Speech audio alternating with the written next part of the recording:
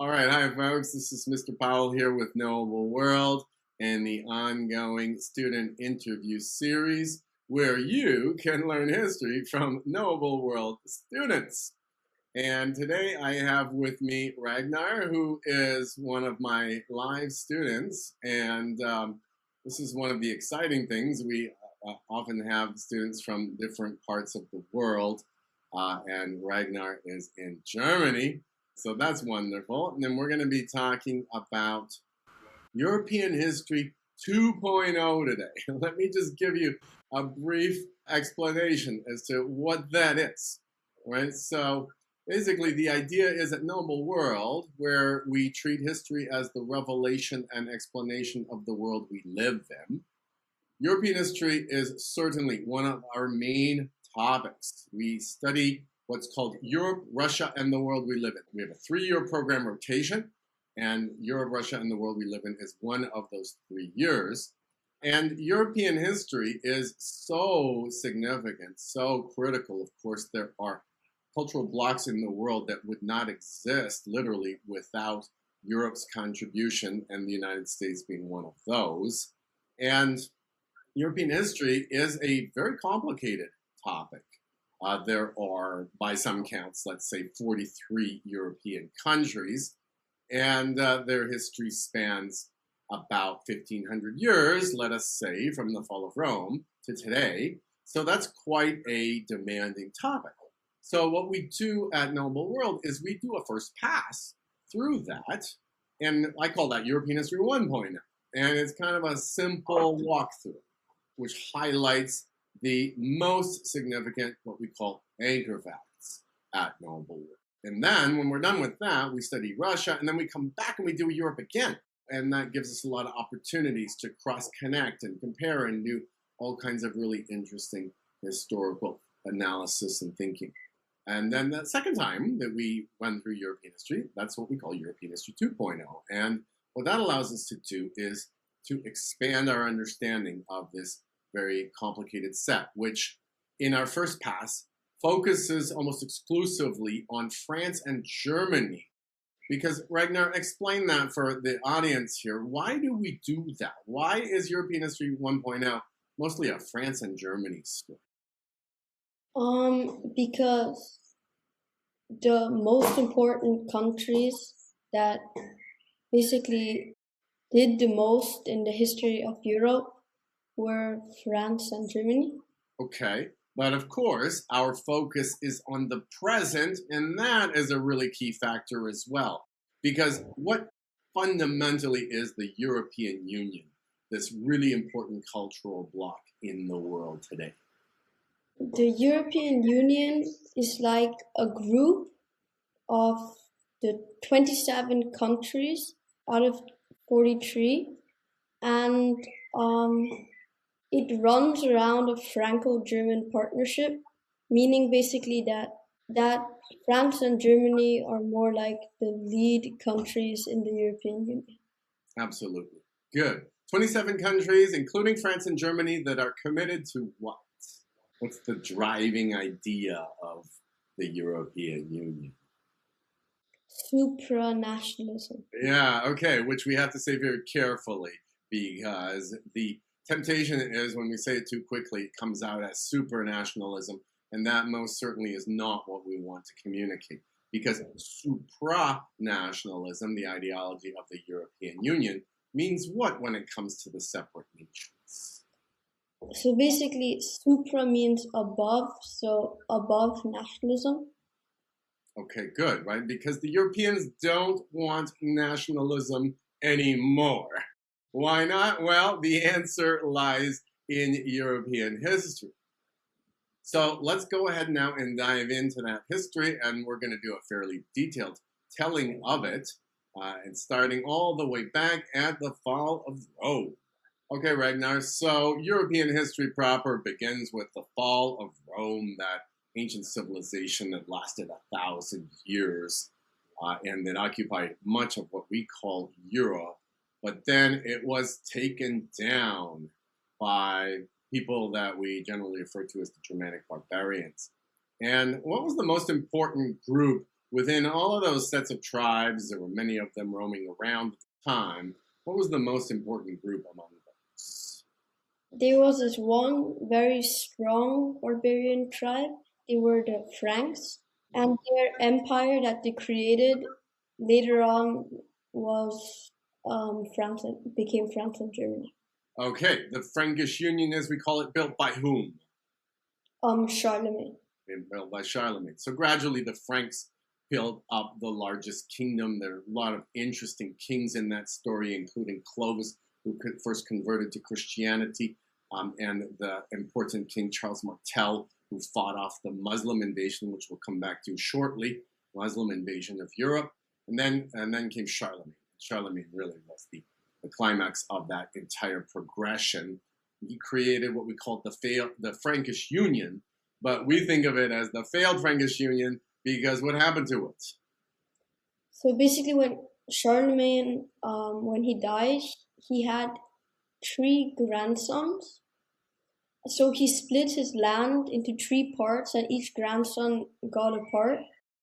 And at the end, they all started fighting against each other, trying to get more. So then it just got split apart. Got split apart, and quite permanently so, into the separate countries of France and Germany at the core of Europe. Okay, in European History 1.0, that's about what we talk about when it comes to early European history, and we tend to kind of leap further on into the story because nothing happened in the intervening 1,000 years to create a unity of Europe until the second Charlemagne shows up. We call him the second Charlemagne. Who was that? Napoleon. Napoleon, right? Again, a powerful warlord, conqueror, general, what have you, who tried to put Europe together again by force. So in European History 1.0, we kind of leap over that great chasm of 1,000 years. But in European History 2.0, we spend more time trying to account for the role of other countries in the shaping of Europe. And there are different ones that qualify for a certain amount of attention, shall we say. And one of them is, well, the collection of countries that make up Iberia. Iberia is a peninsula, right? And it consists of what 2 countries? Portugal and Spain. Portugal and Spain. And what happened to them? I mentioned this Frankish leader, Charles Martel, who fought off the Muslims from France.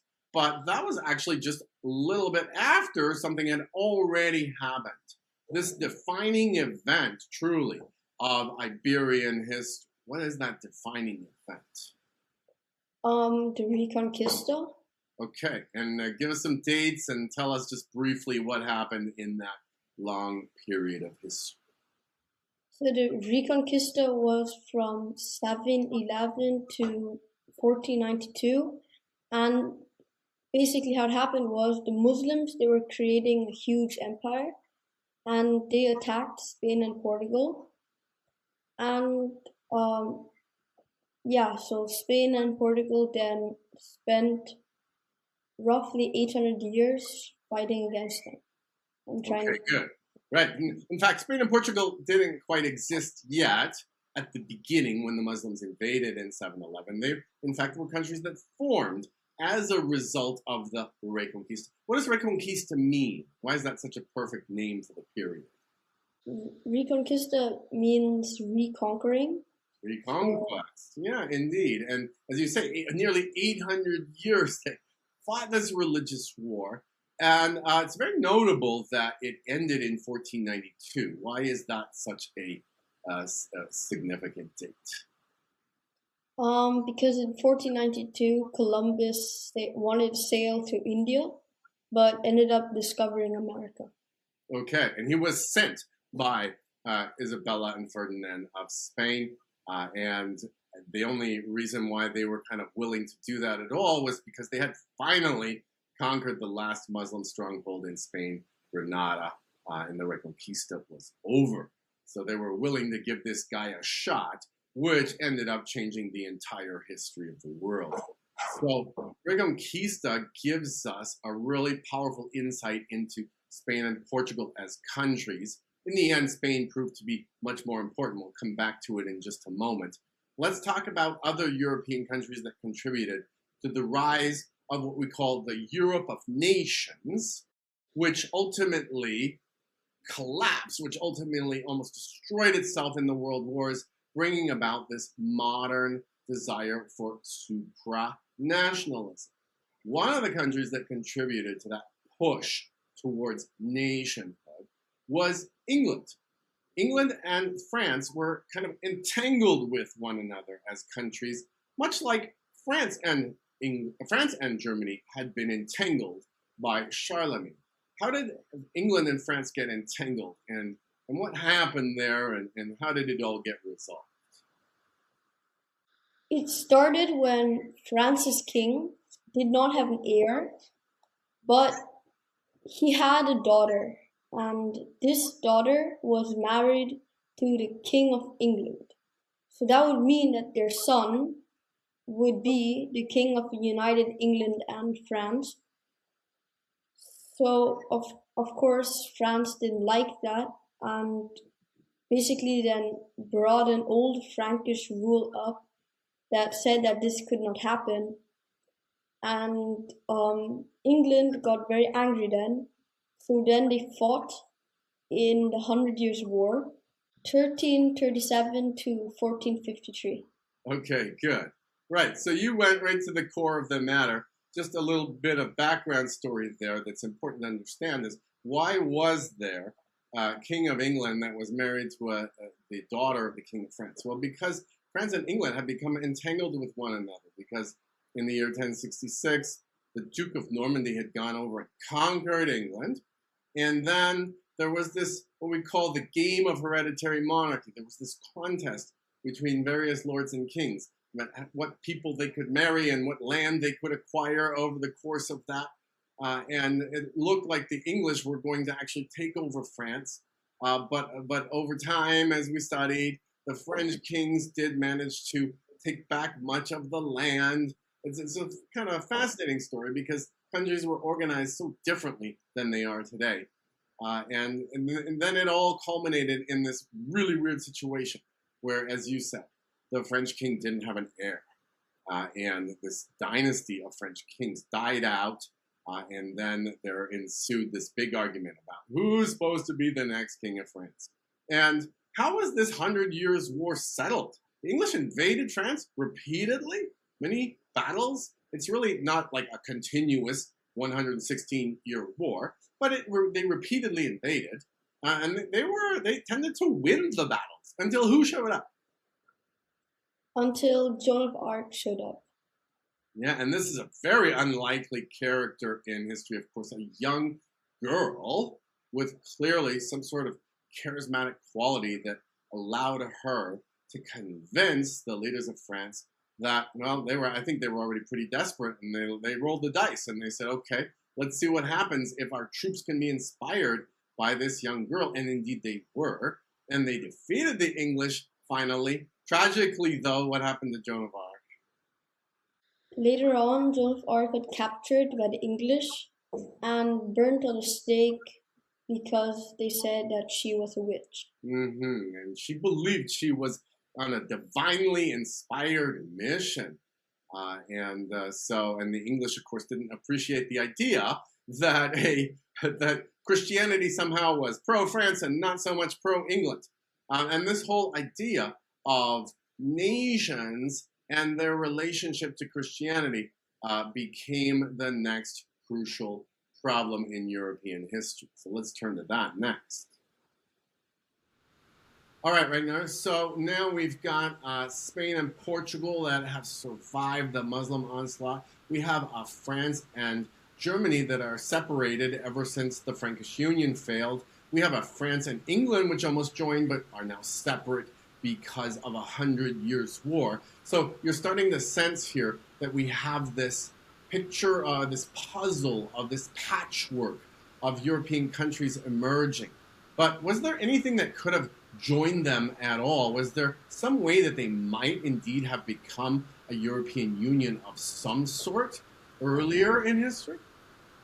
So basically, the thing that connected Europe was that they believed in Catholic Christianity.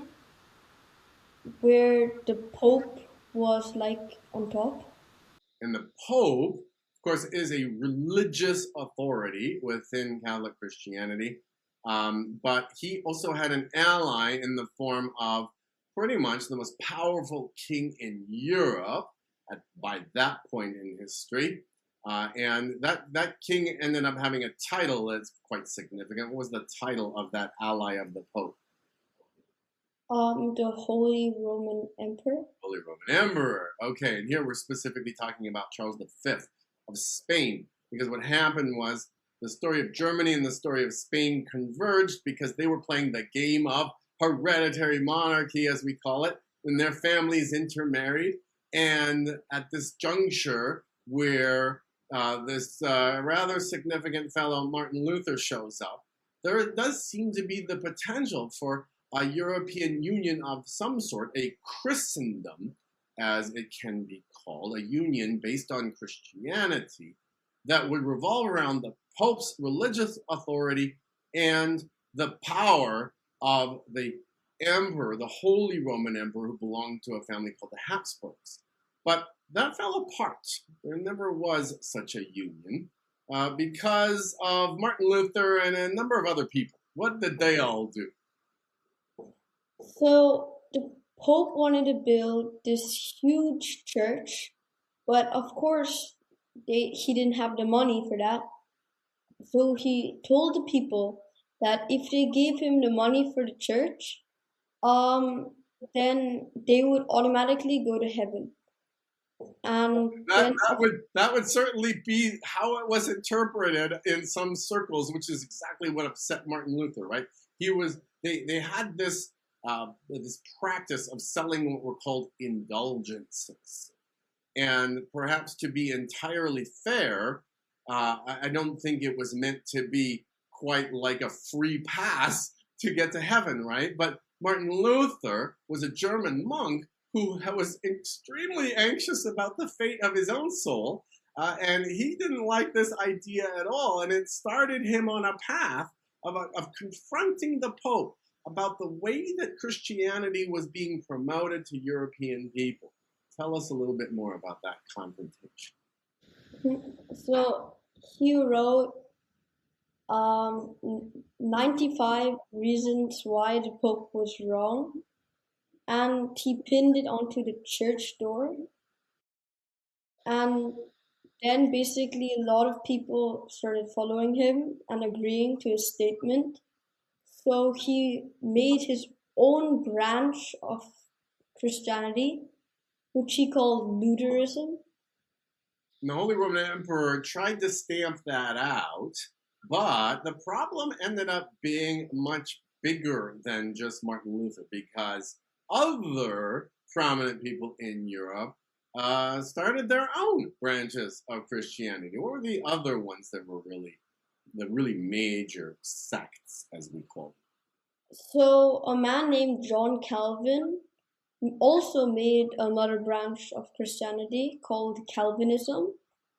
And the same thing happened in England, but in a different way, because their king, Henry VIII, wanted an heir, but his wife didn't give him an heir. And according to Catholic Christianity, you were not allowed to divorce. So he's made his own Christianity called Anglicanism, where he could where he could divorce his wife. Right, okay. And he went on to have 6 wives, quite notoriously, the third of whom produced a male heir for him. That didn't work out all that well because he was a young and sickly king, and he died. And then there ended up being a long and complicated series of struggles within England. Anglicanism did come out of it. And in the meantime, we have this long period. We call it the Reformation and Religious Wars. It's a chapter of history. What are the dates for that? 1517 to 1648. Okay, good. And during that time, we have a lot of wars. Why wasn't the Holy Roman Emperor able to stamp out these new forms of Christianity. He was the most powerful king in Europe. But what happened, especially as we say in the 30 Years' War? Why was he unable to stop these new forms of Christianity?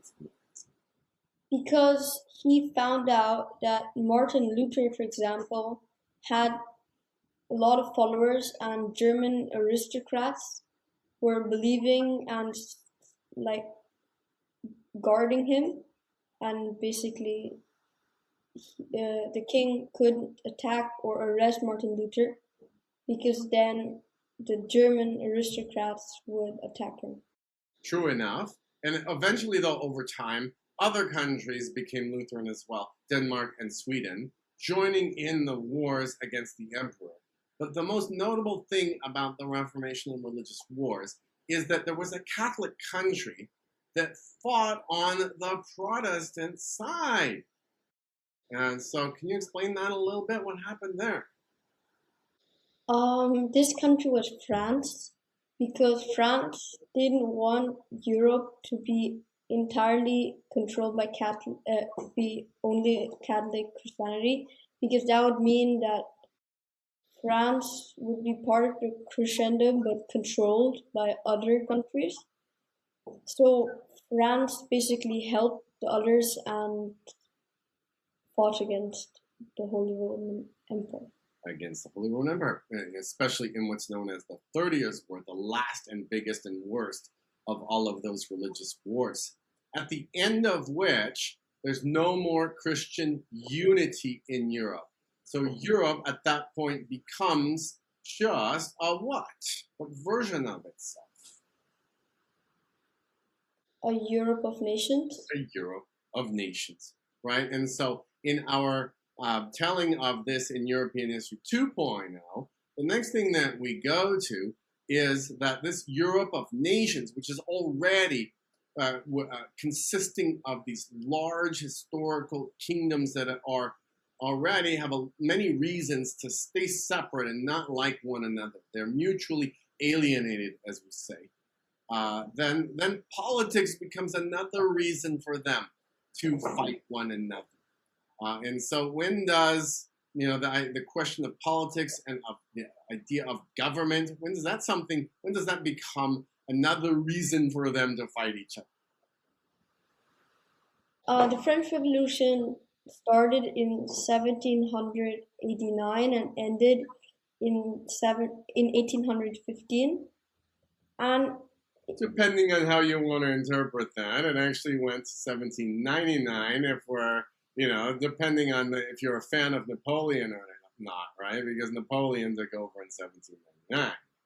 All right, but what was the argument here, and why did this lead to more fighting between European countries?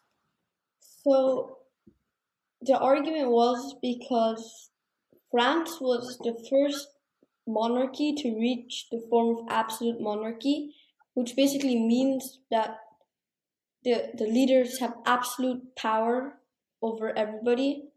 And yeah, their King Louis XIV, taxed the people so much that he taxed them poor. And then the people said that they don't have any more money to give, and they rebelled against the monarchy. Okay, right. So in 1789, Louis XVI, who was the inheritor of that problem, basically asked them for more money, and they refused to give it. And then we get all kinds of violence stringing from that, including violence brought on by the other countries of Europe that we're seeing. America had had a revolution against monarchy. Now France was having one. Monarchy itself was under threat. So they decided to attack France in order to try to stop this historical change.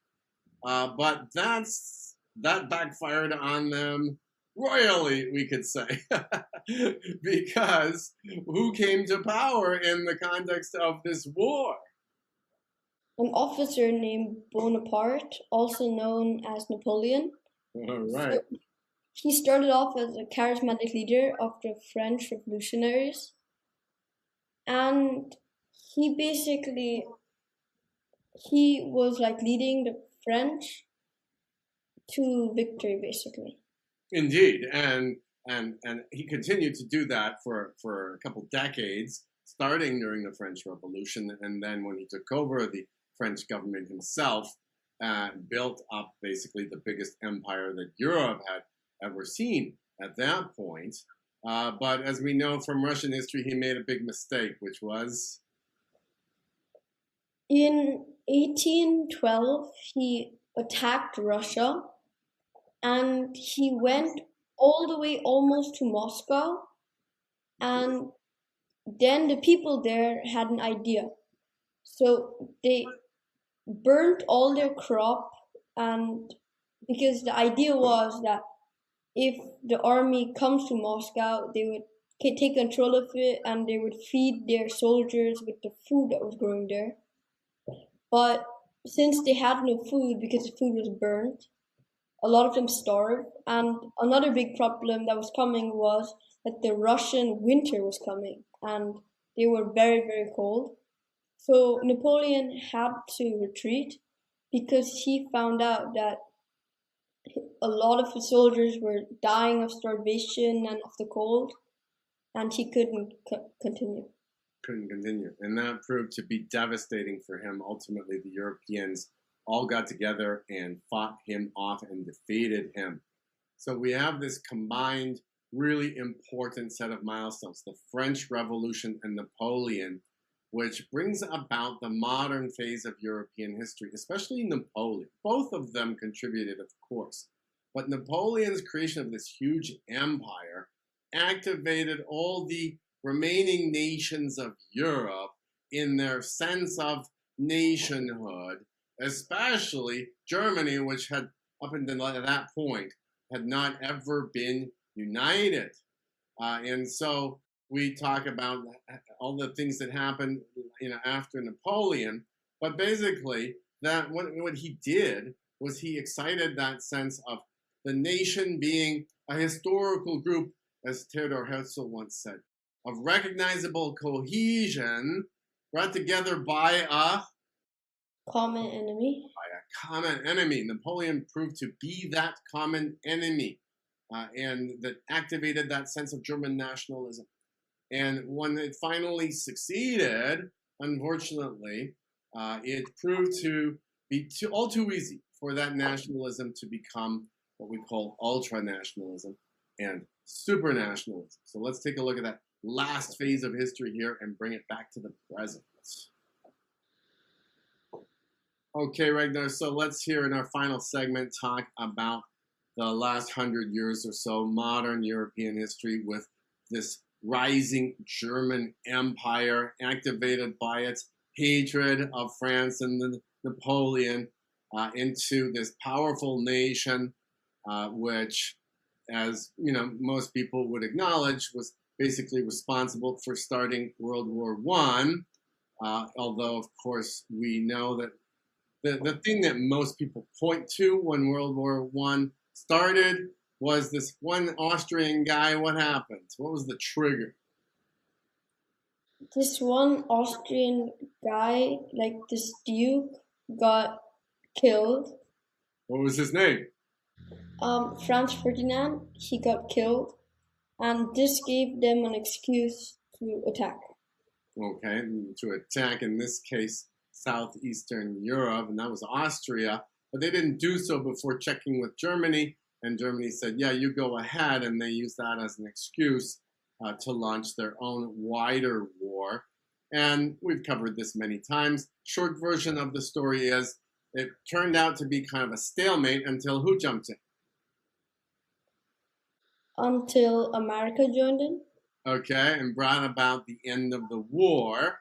And it was a terrible war with many millions of casualties, and the Europeans were already asking themselves the question, how do we avoid this in the future?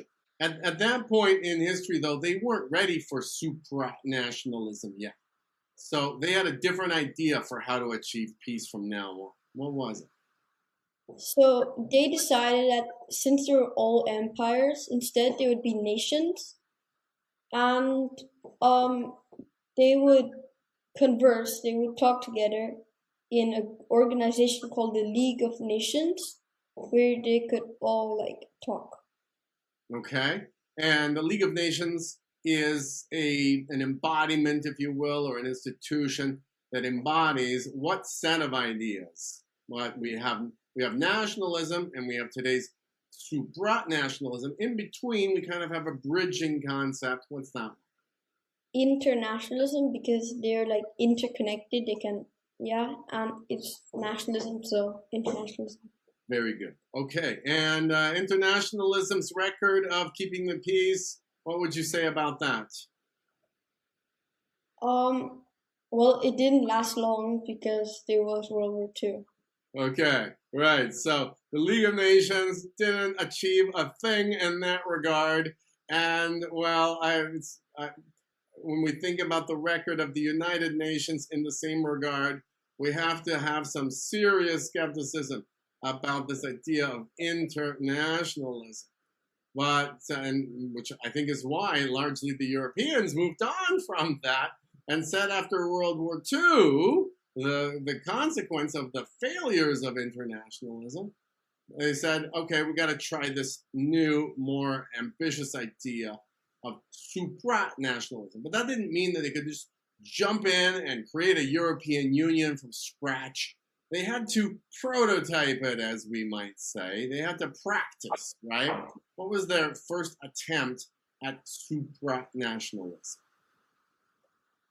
So the idea was in supranationalism that they would find a better idea of nationalism, a type of nationalism that was supposed to be above nationalism. Yeah, I wouldn't call it an idea, a kind of nationalism, something that actually is designed to suppress nationalism, to go over and above and push it down. Because you're not supposed to think of yourself as German anymore. You're not supposed to think of yourself as French. You're supposed to think of yourself as European. Yeah, right? Okay. And how are they going to practice that?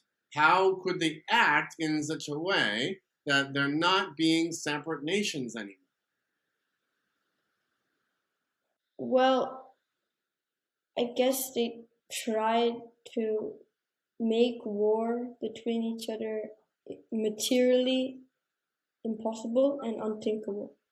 Yeah, right. That was the phrase used by a European statesman, Robert Schuman. He said he wanted it to be unthinkable and materially impossible. So how could they possibly achieve that? So they made the ECSC, where all the factories that produced coal and weapons, they would all be put under control of the European Union.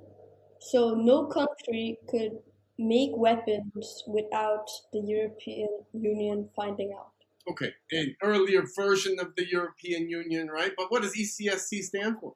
The European Coal and Steel Community.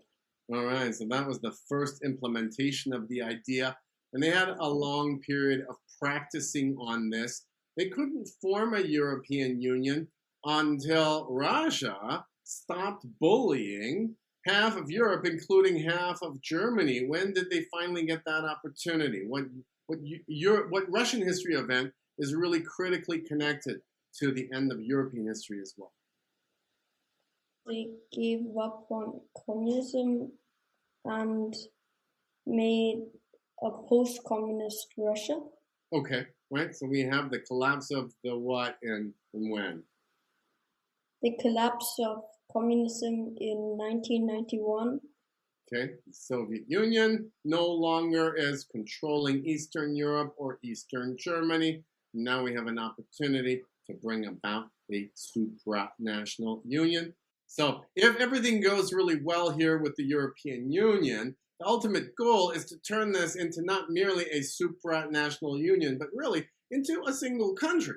And what would that be? What would that look like? Technically something like a United States of Europe.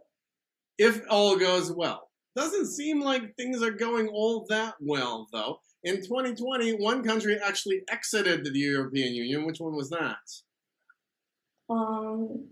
The United Kingdom. United Kingdom. Okay, and there do seem to be a lot of rumblings about that, and a lot of what we call nationalist parties very prominently featuring in European politics now in your own country, the Alternative für Deutschland, and then in many other countries as well. In France, the Rassemblement National, and other countries, meaning that a lot of Europeans are kind of tired of this supranationalism idea.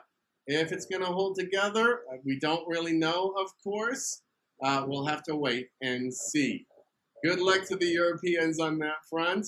Thank you, Ragnar, for walking us through this story of European History 2.0. Nicely done.